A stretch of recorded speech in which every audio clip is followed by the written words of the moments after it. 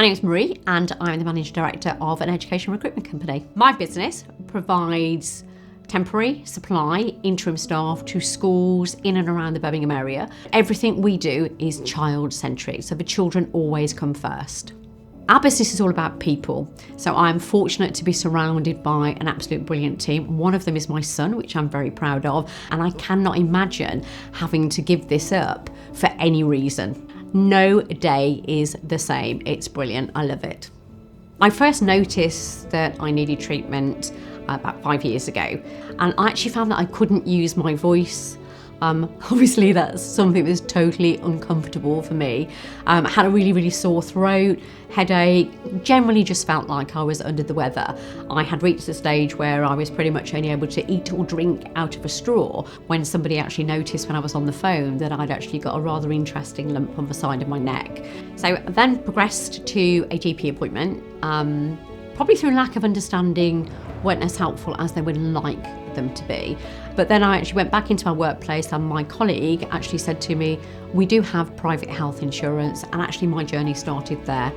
The next stage for me, I was actually pretty impressed because the consultant rang me on my mobile to say that they were looking to see me in 2 days' time. Sitting in front of the consultant, my husband was with me, and to be told that I had cancer, my consultant was extremely empathetic. She explained to me what the diagnosis was, and that was a blood cancer, which is called mantle cell lymphoma. How did I find the Priory? Obviously, my colleague mentioned that we got private health insurance, and I can't fault the support that they have given me from day one.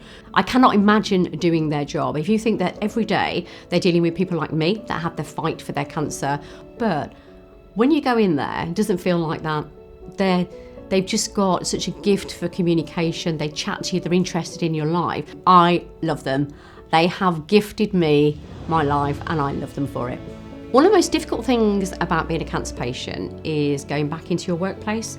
I'm really fortunate I was able to do that, and I was able to do that because I'm incredibly well supported. So I went into my office one morning and they had created this whole new concept called Princess Friday. It happens on a Friday for starters, and it is a celebration of life. And how we celebrate life is obviously, normally for me it's a treatment day, but we celebrate life by raising much needed funds on Princess Friday for cancer charities. Oh, what's next at work? What's not next at work is the better question. Brilliant year for us. This year we are really focusing on our give back. So putting people ahead of profit, expanding our team, doing more work within our community and doing what we're good at, which is actually making a difference to the lives of the people we support.